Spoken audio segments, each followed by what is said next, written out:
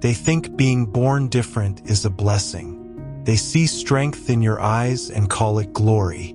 But when a man is born with a king's soul, it's not a gift, it's a sentence. From your first breath, the world doesn't embrace you. It watches you, judges you, fears you, not with hatred, but with silence, with distance, with expectations no boy should ever carry. You don't get softness, you get weight, you get burden. You don't get to grow, you get thrown into the fire, into storms you weren't taught to survive. And somehow, you do. You're not allowed to ask for help, not allowed to rest, not allowed to be uncertain, because you walk into a room and people shift. They feel your presence, they hear your silence, and it makes them uncomfortable.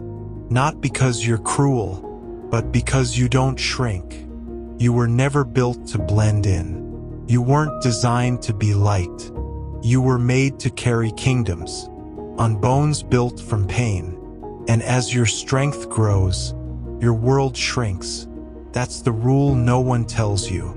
The king's soul walks alone, not out of pride, but because few can breathe in the atmosphere you carry. You'll feel it. Friends fade. Family won't understand. Love will test you, not because you failed it, but because most aren't ready to walk beside a man who refuses to kneel. They'll say you've changed, but you didn't change. You rose, and the climb always costs you something. Distance is the tax of elevation. You'll look around and feel it, the disconnection, the ache, like you outgrew your surroundings years ago. And you did. But pain doesn't break you anymore. Confirms you're still becoming.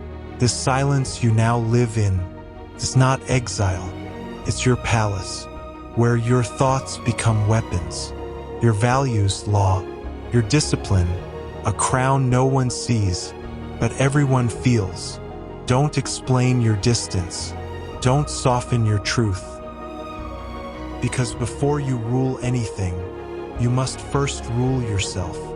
A king is not calm. He is composed. There's a difference. Calm bends. Composure commands. And beneath it all, a silent rage, ancient and disciplined. Not explosive, not theatrical, but cold, controlled, capable of burning everything down when necessary, and walking away without a sound. You didn't choose that rage. It was built, in silence, through pressure, under the weight of being the one who carries without complaint. And now, you don't speak to be understood. You move, you work, you execute. You no longer seek applause, because your victories are built in dark places, where no one claps. They ask why you're so distant, why you're so cold, why you push so hard. You don't answer, because a king doesn't explain fire. To those still afraid of heat, you've watched weakness, you've tolerated excuses, you've waited for people who never caught up.